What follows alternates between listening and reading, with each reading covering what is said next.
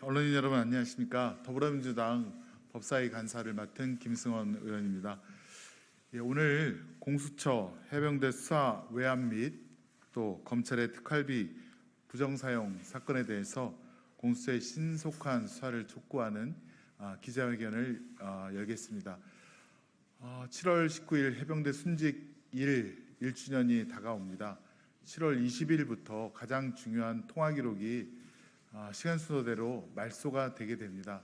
일부 드러난 정말 빙산의 일각이 드러나도 대통령실에 또 대통령의 관여가 이렇게 국민 앞에 낱낱이 밝혀졌는데 모든 통화 기록을 확보한다면 제3의 진술 필요 없이 순직 해병에 대한 수사 외압의 전모가 드러날 것으로 기대하고 있습니다. 지금 이런 일을 해야 할 곳은 공수처밖에 없습니다. 오늘 2시 경북경찰청에서 임성근 사단장에 대해서는 죄를 묻지 않기로 하는 수사 결과를 발표를 한다 합니다. 이 나라의 정의가 정말 왜곡되고 지금 거꾸로지고 폭우에 떠내려가는 그런 심정으로 안타까운 마음으로 이 나라의 정의가 없어지는 것을 보고 있습니다. 저희 법사위 위원들은 다시 한번 공수처의 신속한 수사를 촉구하면서 준비된 기자회견문을 낭독하겠습니다.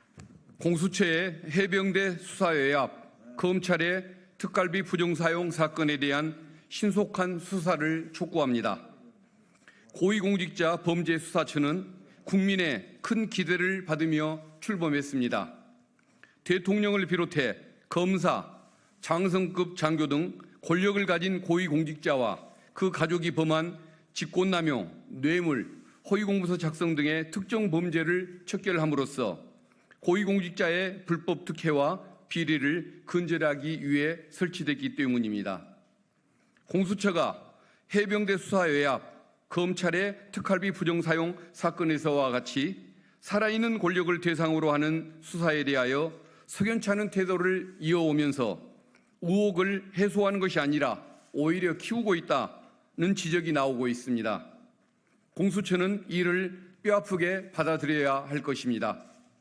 지난 6월 21일 국회 법사위에서 열린 순직해병 특검법 추진을 위한 입법청문회 과정에서 전 국민이 두 귀를 의심할 만한 사실이 드러났습니다. 임기훈 전 국방비서관과 이시원 공직기강 비서관 등 대통령실 관계자들이 아직 압수수색조차 받지 않았다는 사실입니다. 오는 7월 19일은 최해병 순직 1주기입니다. 그리고 통신사의 통화기록 보존기간은 1년에 불과합니다. 오는 7월 19일부터 8월 초순까지 관련자들에 대한 통화 내역이 확보되지 않는다면 사건의 진상을 밝히는 것은 더욱 어려워집니다. 공수처가 수사 의지가 있다면 하루빨리 통화 기록을 확보하고 관련자들에 대한 압수수색에 나서야 할 것입니다.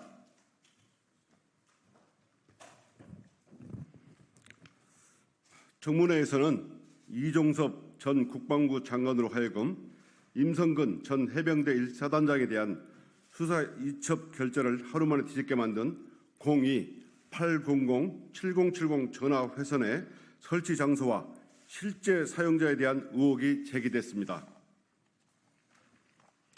또한 도이치모터스 주가 조작 사건의 주범으로서 김건희 여사의 주식 계좌를 관리했던 이모 씨가 임성근 전 해병대 사단장의 구명 로비에 관여했다는 의혹도 나왔습니다. 그러나 공수처가 이에 대한 아무런 움직임조차 보이지 않는 상황을 지켜보며 과연 수사 의지가 있는지를 의구심을 갖게 됩니다. 이 사건 관련자들이 입법청문회에서 상식에 어긋나는 증언 선서 거부, 진술 거부, 거짓말 등으로 일관한 점을 비추어 증거 은닉 및 상호 말을 맞추는 등의 방법으로 증거를 인멸할 가능성이 높습니다. 순직해병 특검법이 지난 4일 국회 본회의를 통과했지만 대통령이 거부권을 행사하거나 공포 시기를 최대한 늦출 것으로 예상됩니다. 특별검사가 관련자들의 2023년 7월 19일부터 2023년 8월까지의 통화 자료를 확보하는 것이 사실상 어렵다는 뜻입니다.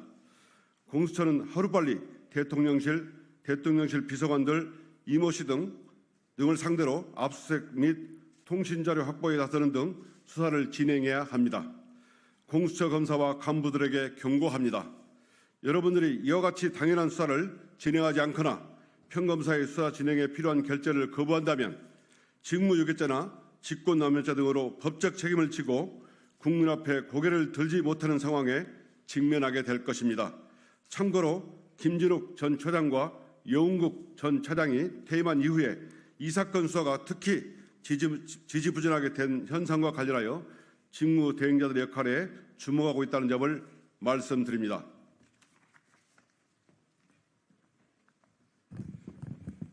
공수처가 수사 의지를 보여야 할 사건은 더 있습니다.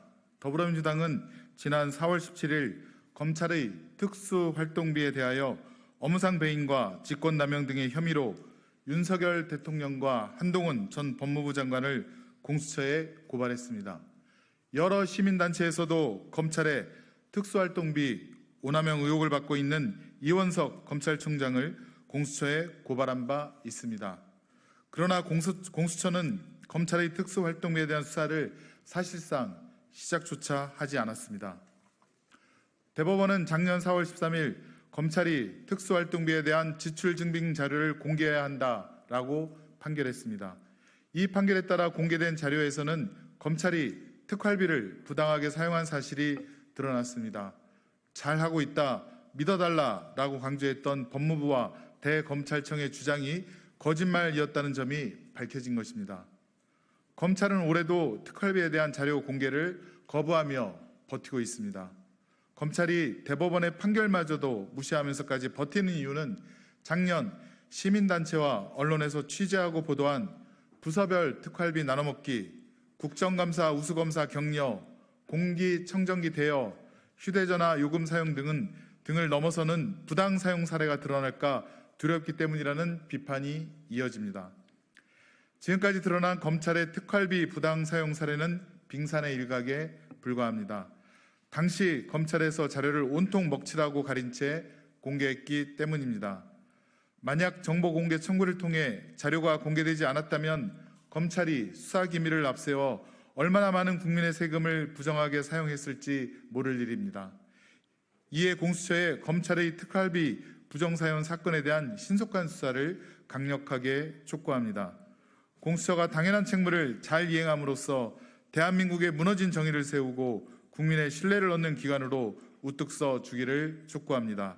2024년 7월 8일 국회 법제사법위원회 더불어민주당 의원 일동.